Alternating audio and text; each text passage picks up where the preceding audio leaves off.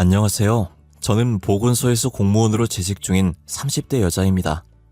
가끔 재밌는 영상 같은 걸 보다가 우연히 알고리즘을 통해 이런 곳이 있다는 걸 알게 되었는데 들어보니 감동적이거나 재밌는 사연도 많고 가끔 듣는 저까지 화나게 만드는 사연들도 많더라고요. 저는 시간 날 때마다 가끔 듣는 정도에서만 그칠 줄 알았는데 이렇게 사연을 쓰고 있을 줄은 몰랐어요. 시대가 많이 변하다 보니 요즘을 결혼을 안 하는 추세로 바뀌고 있잖아요. 몇 년 전까지 저도 비혼을 선언한 사람들 중에 한 사람이었거든요. 하지만 운명의 상대라는 게 있는 건지 결혼을 안 할 줄 알았던 저도 결혼을 다 하게 되더라고요. 저는 10월드는 그렇게 두렵지 않았고 전 남자친구가 바람을 핀 적이 있어요. 바람핀 상대도 제가 너무나 잘 알고 있는 사람이더라고요. 미안해 시영아, 나도 이러면 안 된다는 거 너무 잘 아는데 내 마음을 어떻게 할 수가 없었어. 너도 사랑해봐서 알 거 아냐. 오빠랑 6년 연애했으면 오래 했어. 이제 그만 놔줘. 네가 어떻게 나한테 이래? 다른 사람도 아니고 네가. 우리가 안 세월이 자그마치 20년이야. 20년이라고. 5살 때 유치원에서 처음 만나서 쭉 너랑 함께했어. 기쁜 날이든 슬픈 날이든 너랑 같이 나눴어. 나도 미안하게 생각해. 나도 충분히 괴롭다고. 이렇게 너 보는 것도 솔직히 힘들어. 그러면 안 된다고 수십 번 다짐했는데 잘 안 되는 걸 나보고 어떡하라고. 오빠도 나한테 오겠다잖아. 그래, 그 쓰레기 너한테 버려줄게. 그리고 나 지금부터 너도 버릴 거야. 다른 애들한테도 다 말할 거야. 너가 내 남자친구 뺏어서 사이 쫑났다고. 저를 두고 누구를 만났나 추궁하다가 거의 제 평생을 함께한 20년지기 친구였다는 사실을 알고 충격에 누구도 못 믿겠다 싶어서 비혼을 선언했었어요. 다시는 연애 같은 걸 하면서 시간 낭비하지 않겠다고 생각했을 정도였어요. 하지만 3년이라는 시간이 지나니 저도 많이 무뎌져 있었고 이제 그날을 떠올려도 아무렇지 않더라고요. 그 사이 저는 간호학과를 졸업하고 보건소에서 근무하고 있었어요. 대학병원에서 1년 반 정도 근무했었고 너무 힘들어서 선배 추천을 받고 보건소로 이직을 하게 됐어요. 금연 클리닉을 담당했었는데 잠시 쉴 때마다 SNS를 둘러보곤 했었어요. 그러다 우연히 낯익은 계정이 있길래 들어가 봤는데 전 남자친구 계정이었더라고요. 간혹 다른 친구를 통해서 그들의 소식을 전해 듣곤 했어요. 야, 너 그거 들었어? 전에 네 남친 뺏은 애 말이야. 우연히 내 친구가 걔랑 알아서 전해 들은 건데 걔 그 남자랑 결혼했다가 애까지 낳았는데 그 남자 또 바람펴서 이혼했다더라. 뭐? 그게 진짜야? 걔네 결혼한 지 2년밖에 안 되지 않았나? 그러니까 20년지기 친구 남자친구 뺐더니 꽃이다 벌 받은 거지 뭐. 너한테 한 대로 지가 당한 거가 아니야. 아유, 그러게 임자 있는 남자를 왜 꼬셔서 자기 신세 망치고 있냐? 친구는 그 사이 전 남자친구와 결혼을 하고 아이도 낳고 그러다 2년 만에 이혼을 했어요. 아이는 친구가 키우기로 한 것인지 전 남자친구 SNS에 아이 사진이 다 삭제되어 있더라고요. 그렇게 죽고 못 살 것처럼 굴더니 사랑의 유통기한이 겨우 2년 반밖에 되지 않았어요. 저는 남의 눈에 눈물 나게 해서 두 사람 눈에 피눈물 나는 거라고 통쾌했어요. 누군가 제 앞에 서 있는 것도 모를 정도로 전 남자친구 SNS에서 사라진 친구의 흔적을 보고 소리 없이 입술을 깨물면서 웃고 있었어요.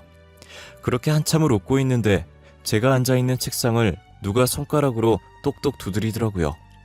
저는 놀라서 움찔거리면서 앞을 쳐다봤어요. 또 오셨어요? 아직 금연 못 하신 거예요? 한동안 안 보이시는 것 같아서 금연하신 줄 알았는데.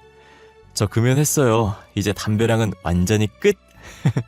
오늘은 금연 때문에 여기 온 게 아니라 시영쌤, 아니 시영씨한테 볼 일이 있어서 온 거예요. 네? 저한테요?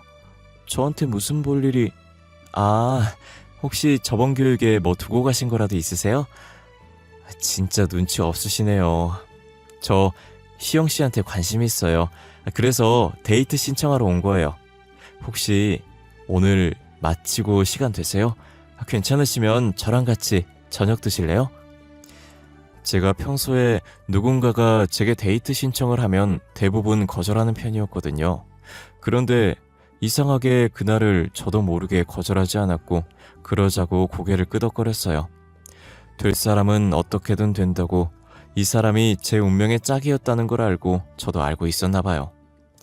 같이 저녁을 먹는데 거부감도 안 들었고 오히려 말도 잘 통하고 편했어요. 저도 제가 이렇게 잘 웃는 사람이라는 걸 그때 알게 됐을 정도로 많이 웃었던 것 같아요. 그렇게 저희는 3번 정도 가볍게 저녁을 함께 하다가 연애를 시작하게 되었어요. 다시는 연애할 수 없을 줄 알았는데 이렇게 연애를 하게 되니 느낌이 이상했어요. 남자친구는 저보다 나이가 3살 적었고 사귀면서 알게 된 사실인데 철없던 어린 시절에 사고쳐서 결혼했다가 이혼 후 혼자 딸을 키우고 있더라고요. 어차피 알게 될 거니까 일찍 오픈하겠다고 하면서 저와 사귄 지 일주일 만에 고백하는데 20살 때 딸이 생겨서 자신이 책임지겠다고 결혼을 한 거였는데 여자가 바람을 폈었대요. 저 시영씨한테 할 말 있어요. 어차피 사귀면서 알게 될 거니까 숨기고 싶지 않아요. 사실 저한테 5살짜리 딸이 하나 있어요. 20살 때 사고쳐서 일찍 결혼했거든요. 그럼 이혼하신 거예요? 당연히 이혼했으니까 저랑 만나고 계시겠죠. 질문이 조금 이상했네. 혼자서 딸 키우고 계신 거예요? 네, 와이프가 바람을 펴서 이혼하게 됐는데 자기는 아이 데리고 갈 생각이 없다더라고요. 그래서 제가 키우겠다고 했어요. 어차피 딸도 엄마에 대한 정이 없어서 저한테 오려고 했고요. 그러셨구나. 저도 남자친구가 제 20년 지기 친구랑 바람피는 바람에 헤어졌거든요. 저는 다시는 연애 안 할 줄 알았어요. 그냥 준현씨만 과거 말하면 민망할까봐 저도 말해봤어요. 늘 밝은 사람이었고 저한테도 좋은 에너지를 많이 줘서 몰랐는데 저와 같은 아픔이 있었더라고요. 같은 경험을 해서 그런지 서로를 더 이해하게 되고 저희 관계가 더 단단해진 것 같은 느낌이 들었어요. 아무래도 그런 부분에서 예민해져 있을 테니 오해할 일이 생기지 않게 늘 일상을 공유했던 것 같아요. 가끔 남자친구가 딸과 함께 있는 사진을 보여주는데 한 번쯤은 만나보고 싶다는 생각이 들더라고요. 그래서 망설이다가 용기를 내서 딸아이가 보고 싶다고 했고 남자친구는 제 말에 활짝 웃으면서 딸에게 관심 가져줘서 고맙다고 말하더라고요. 저는 별로 한 것도 없는데 남자친구가 너무 좋아해줘서 민망할 정도였어요. 그렇게 며칠 뒤 딸아이를 만나게 되었고 딸은 남자친구랑 성격이 똑 닮아서 굉장히 밝았어요. 제가 딸에게 주려고 곰돌이 인형 사서 갔더니 방방 뛰면서 좋아하더니 처음 보는 제게도 낯을 안 가리고 달려와서 폭삭 안기더라고요. 지유가 낯을 안 가리나 봐요. 초연인 저한테도 이렇게 안기는 거 보면 아니에요. 얘 낯 엄청 가려요. 그런데 신기하게 시영씨한테는 낯을 안 가리네요. 지유가 이런 적이 처음이라 저도 많이 당황스럽네요. 아빠 여자친구야? 그럼 지유 엄마야? 나도 이제 엄마가 생기는 거야? 지유야, 이분은 아빠 여자친구지 지유 엄마가 아니에요. 그렇게 부르면 안 돼. 그냥 그렇게 부르게 놔둬요. 저는 괜찮아요. 지유는 내가 엄마 해줬으면 좋겠어? 오늘 처음 봤는데 내가 어떤 사람인 줄 알고 엄마라고 부르는 걸까? 좋은 사람. 곰돌이 인형 사온 사람은 좋은 사람이야. 엄마, 저랑 오늘 소꿉놀이에요. 며칠 전에 아빠가 소꿉놀이 장난감 사줬어요. 그거 같이 해요. 남자친구는 딸의 행동에 난처한 듯 어쩔 줄 몰라 했고 저는 딸의 손에 이끌려서 소꿉놀이도 해주고 책도 읽어주면서 열심히 놀아줬어요. 딸은 아직 어려서 그런지 엄마의 기억이 아예 없는 것 같았어요. 저는 그런 딸이 안쓰러웠고 제게 엄마라고 부르는 걸 보고 진짜 엄마가 되어주고 싶었어요. 딸은 열심히 놀고 지쳤는지 제가 책을 읽어주고 있었는데 조용해서 보니 잠이 들었더라고요. 이불을 덮어주고 저도 갈 준비를 하려고 겉옷을 입고 있었어요. 오늘 저희 딸 때문에 힘들었죠. 죄송해요. 원래 그런 애가 아닌데. 참. 아니에요. 괜찮아요. 하나도 안 힘들었어요. 딸이 엄마 없이도 씩씩하고 밝게 잘 컸네요. 말도 잘 듣고. 성격이 준현 씨를 많이 닮은 것 같아요. 사람을 웃게 만들어요. 그런가요? 혹시나 엄마 없다고 기죽을까봐 걱정했었는데 저렇게 잘 커주니 고마워요. 저 준현 씨만 괜찮다면 제가 지유 엄마가 되어주고 싶어요. 순간적인 감정 아니고 딸 있다는 말 들었을 때부터 생각 많이 했었어요. 오늘 이렇게 지우 보고 나니까 마음 정리가 다 됐고요. 이런 곳에서 프로포즈 아닌 프로포즈를 할 생각이 아니었는데 지금 아니면 이런 말 못할 것 같아서 속에 있는 말을 내질렀던 것 같아요. 남자친구는 제 말에 흔들리는 눈으로 보다가 이내 닭똥 같은 눈물을 흘리더라고요. 저는 남자답지 못하게 왜 울고 그러냐며 남자친구의 등을 토닥이며 달랬어요. 남자친구는 제게 연신 고맙다고 자기가 앞으로 더 잘하겠다고 말하면서 숨 넘어갈 듯 울었어요. 와중에 딸도 남자친구 울음소리에 깨서 같이 울고 난리도 아니었어요. 저는 남자친구 달랬다가 딸 달랬다가 진짜 잊지 못할 추억 하나 만들었다 생각했어요. 결혼 얘기가 나온 뒤로 곧바로 저희 부모님에게 인사를 드리러 갔어요. 그리고 시어머니와도 인사를 하려고 하는데 남자친구가 계속 시어머니와의 약속을 잡지 않는 거예요. 상견례도 해야 하고 결혼식 날짜도 잡아야 하고 할 게 태산이었거든요. 그런데 시어머니께 인사드리러 가자는 얘기를 안 하더라고요. 어머님께 언제 인사드리러 갈 거야? 빨리 어머님께 인사드리고 상견례하고 결혼 날짜를 잡아야 예식장 예약도 하고 청첩장도 만들 거 아냐. 우리 상견례 없이 우리끼리 날짜 정해서 결혼하면 안 될까? 사실 내가 어머니랑 사이가 안 좋아. 어머니가 내 결혼식에 오는 거 싫어. 그래도 자기 가족이라곤 어머님밖에 없다며. 가족 없이 결혼식 하는 건 좀 그렇지 않아? 나야 상관없긴 하지만 그냥 어머니 없이 하자, 응? 장인 장모님께는 내가 잘 말씀드릴게. 나 진짜 싫어서 그래. 어머니가 내 결혼식 안 왔으면 좋겠어. 그렇게 하게 해줘. 저는 처음 보는 남자친구의 단호한 모습에 그렇게 하기로 했어요. 그렇게 시어머니의 얼굴을 한 번도 보지 못한 채 결혼을 하게 됐어요. 그래도 유일한 남편 가족이라 인사도 없이 이렇게 지내는 건 예의가 아닌 것 같다는 생각에 남편이 잘 때 몰래 휴대폰을 뒤져서 시어머니의 연락처를 찾아냈어요. 저는 늦은 시간이라 그래서 날이 밝고 점심시간 때쯤 시어머니께 연락을 드렸어요. 전화로 인사드리려다가 그냥 만나서 인사드려야겠다는 생각에 간단하게 카페에서 만나자고 했어요. 처음 보는 시어머니에다 남편 없이 혼자서 만나려니 긴장이 되더라고요. 물 한 잔 마시는데 어찌나 떨리던지 손에 식은땀까지 났었어요. 제가 긴장한 게 무색할 정도로 시어머니께서는 생각보다 평범한 사람이었고 제게 친자식처럼 살갑게 대해주셨어요. 어머, 아가씨가 우리 준현이랑 결혼한 사람인가 보네. 아, 이제 아가씨가 아닌가? 어떻게 나한테 연락할 생각을 다 했어. 우리 아들도 나한테 연락 안 하는데 말이야. 결혼까지 했는데 시어머니께 인사를 안 드리는 건 예의가 아닌 것 같아서요. 요즘 애들답지 않게 예의가 참 바르구나. 준현이가 사람 보는 눈이 있네. 우리 아들은 잘 지낸다니? 연락을 안 하니 죽었는지 살았는지 알 수가 있어야지. 시어머니는 말도 재밌게 잘하시고 불편해하는 저를 편안하게 만들어주셨어요. 이렇게 유쾌하신 분이신데 도대체 남편은 이런 시어머니를 왜 싫어하고 숨겼는지 모르겠더라고요.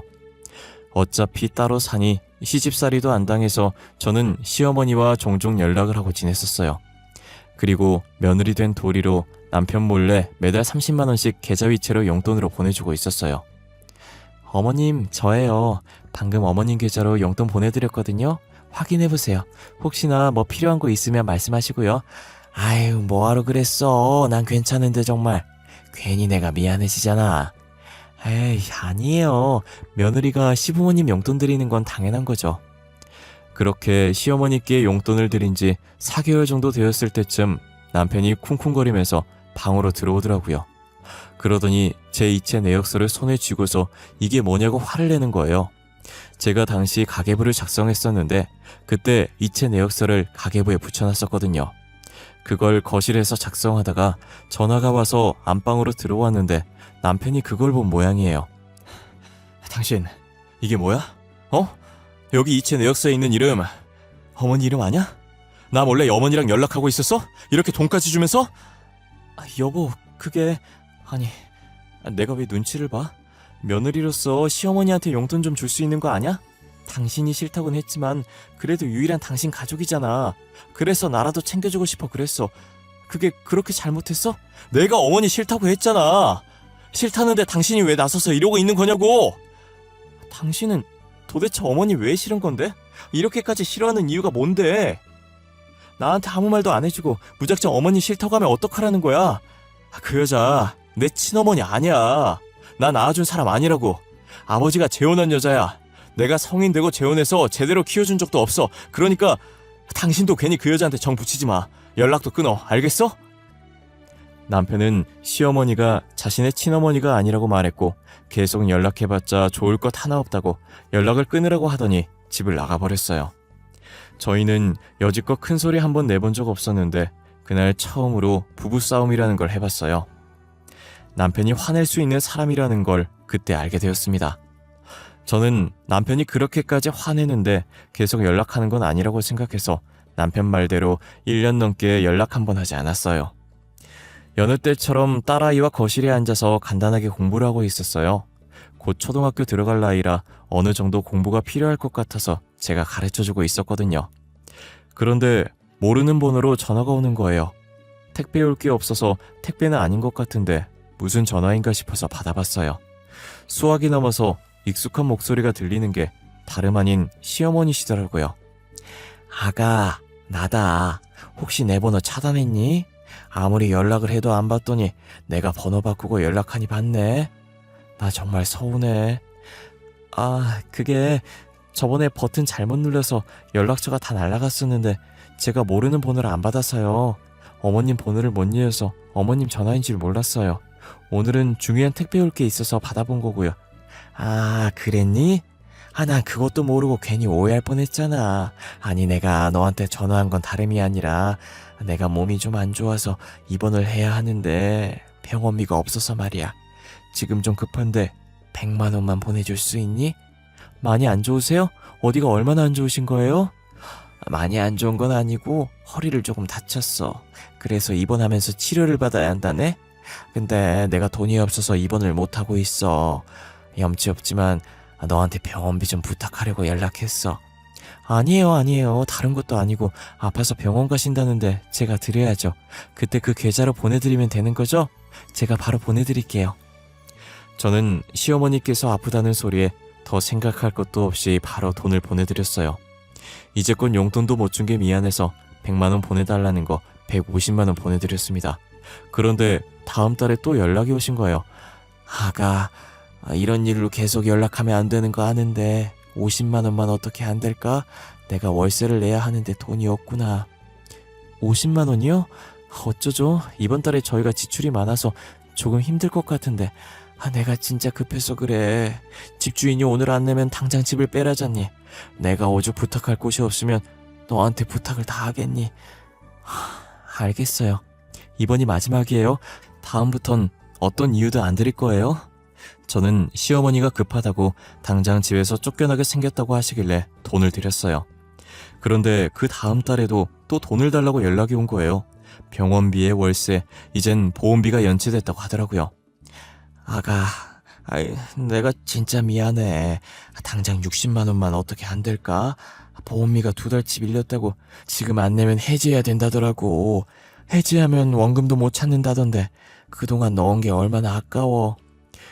어머님, 제가 저번에도 마지막이라고 다음부턴 돈 안 드리겠다고 분명히 말씀드린 것 같은데요. 그래, 미안하다. 나도 염치도 없지. 아무리 돈 빌릴 데가 없어도 며느리 돈을 뜯어. 내가 다시는 이런 부탁 안 하마. 정말 미안하구나. 끊으마.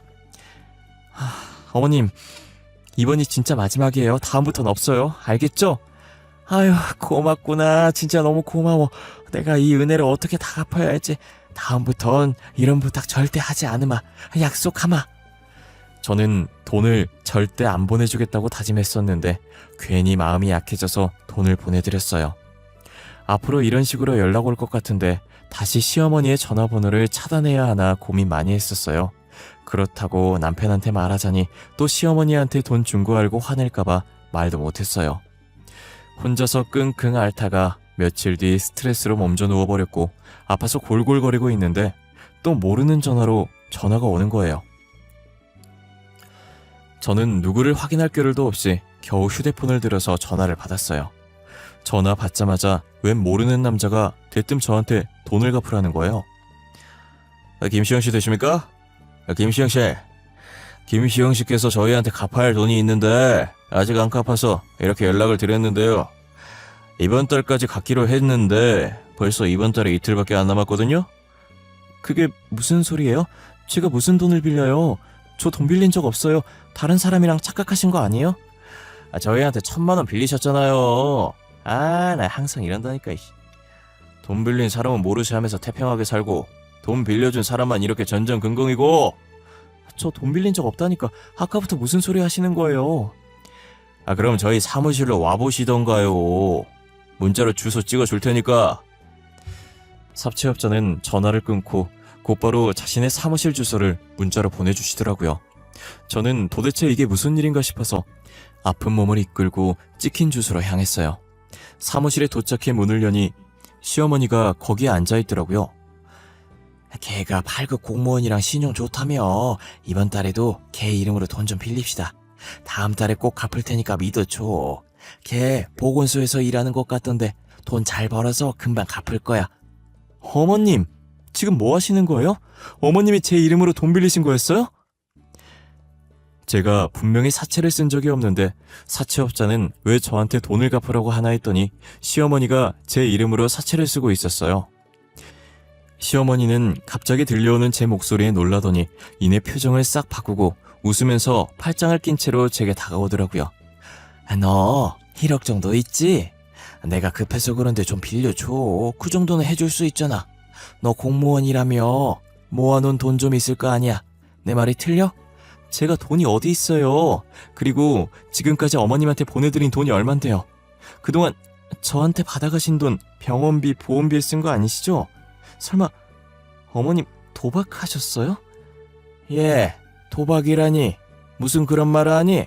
난 그저 투자를 좀 했을 뿐이야. 투자요? 그래서 어디에 투자하셨는데요? 그 돈들로 어디에 투자했는지 드러나 좀 봅시다. 너는 돈을 안 줄 거면 안 준다고 하면 되지 뭘 그렇게 꼬치꼬치 캐물어? 참, 너 준현이한테는 내가 돈 빌리고 다닌다는 사실 절대 말하지 마라. 알겠어? 시어머니는 제가 계속해서 어디에 돈 썼는지 물어보자 말을 피하더니 사무실을 나가버리더라고요.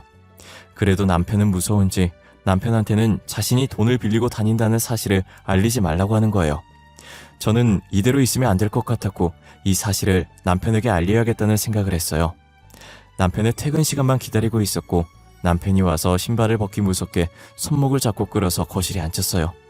여보, 나 할 말 있어. 나 당신한테 혼날 거 있어. 당신이 연락하지 말라고 해서 어머님 번호 차단했었거든? 그런데 얼마 전에 어머님이 최근에 번호를 바꿔서 연락을 했더라고. 당신 설마 또 그 여자한테 돈 준 거야? 아니지, 어? 내가 그렇게 연락하지 말라고 했는데 왜 이렇게 말을 안 듣는 거야? 미안해. 급하다고 해서 어쩔 수 없이 보내드렸었어. 그런데 어머님이 내 이름으로 사채까지 끌어 쓰셨더라. 그것도 오늘 사채업자가 나한테 돈 갚으라고 전화와서 알았어. 내가 이럴까봐 연락하지 말라고 했었던 거야. 결혼 전부터 어머니 싫다고 했었는데 왜 내 말을 안 듣고 연락해서 일을 이 지경까지 만든 거야? 나도 이렇게 될 줄은 몰랐어. 이럴 줄 알았으면 절대 연락 안 했을 거야. 며느리 된 도리로 연락드렸다가 이게 무슨 봉변인지. 사실 전처도 그런 이유로 바람 폈던 거야. 그 여자가 계속 돈 달라고 달라붙으니까 전처는 스트레스 받아서 방황하고 바람까지 피게 된 거지. 우리 집 식구면 다 싫다고 아이까지 버린 거야. 그렇다고 미리 나한테 얘기를 했었어야지. 그랬으면 내가 연락 안 했을 거 아니야. 그럼 이런 일도 안 생겼을 거잖아. 내가 그래서 어떻게든 그 여자랑 당신이랑 안 부딪히게 하려고 했던 거였는데 당신이 몰래 번호 알아내서 연락할 줄은 몰랐어. 나도 미안해. 내가 멋대로 번호 알아내서 연락해놓고 당신 탓이나 하고 있네. 제가 오지랖 부려서 이 지경까지 온 건데 남편 탓을 하고 있더라고요. 남편한테 너무 미안하고 볼 면목이 없었어요. 다시 연락 왔을 때 안 받아줬어야 했는데 괜히 받아줬다 싶었어요. 저는 남편 말대로 지금이라도 시어머니와 연을 끊기로 했어요. 하지만 사채업자들이 제 연락처를 알고 있으니 여전히 연락이 오는 거예요. 시어머니가 못 갚은 돈 저가 대신 갚으라면서요. 김시영씨, 저번 달에 돈 빌린 거 언제 갚습니까? 에? 우리가 언제까지 기다려줘야 돼요? 좋게 말하니까 무섭지가 않나 봅니다. 아니, 그 돈을 왜 제가 갚아야 돼요? 당신들도 알잖아요. 제가 당신 돈 안 빌린 거. 빌린 사람한테 돈 내놓으라고 하세요. 죄 없는 사람 잡고 늘어나지 말고요. 우리는 누가 다른 사람 명의로 돈 빌린 거 중요하지 않아. 우리가 빌려준 돈만 다 받아내면 되니까. 아, 그래요? 근데 어쩌죠? 저는 당신들한테 줄 돈도 없고 줄 필요성도 못 느끼겠는데? 그러니까 다시는 저한테 연락하지 마세요. 저 괴롭힐 시간에 돈 빌린 아줌마나 찾아보세요. 저는 사채업자가 계속 연락 올 것 같아서 바로 전화번호를 바꿔버렸어요. 혹시나 다른 가족들한테도 연락이 갈까봐 다른 가족들 연락처도 전부 바꿨고요. 딱 마침 제가 근무지 이전 신청했던 게 처리가 돼서 다른 지역 보건소로 근무지가 이전됐더라고요. 그래서 저희 가족들과 친정 친구들까지 다 같이 이사를 갔습니다.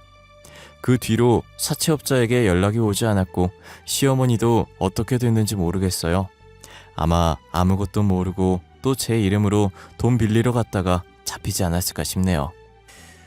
남편은 더 이상 저희와 상관없는 사람이니 신경 쓰지 말라고 했고요. 그래서 저도 남편 말대로 신경 끄기로 했어요. 어차피 딸아이 키우느라 바빠서 신경 쓸 시간이 없기도 했고요. 시어머니 신경 쓸 시간에 남편과 딸에게 더 신경 쓰기로 했어요. 이사한 뒤로는 저희 세 가족 예전처럼 화목하게 잘 지내고 있습니다. 원래도 잘 싸우지 않았지만 시어머니가 사라진 뒤로 더 싸울 일이 없었고요. 이젠 더 이상 오지랖 부리지 않고 저희 가족만 바라보면서 살려고 해요. 제 이야기는 여기까지입니다. 적당한 오지랖은 좋지만 하지 말라는 건 절대 하면 안 될 것 같아요. 여러분들도 누군가 하지 말라고 하면 다 그럴 만한 이유가 있는 것이니 절대 하지 않으셨으면 좋겠어요. 괜히 말 안 들었다가 저처럼 이렇게 당할 수도 있답니다.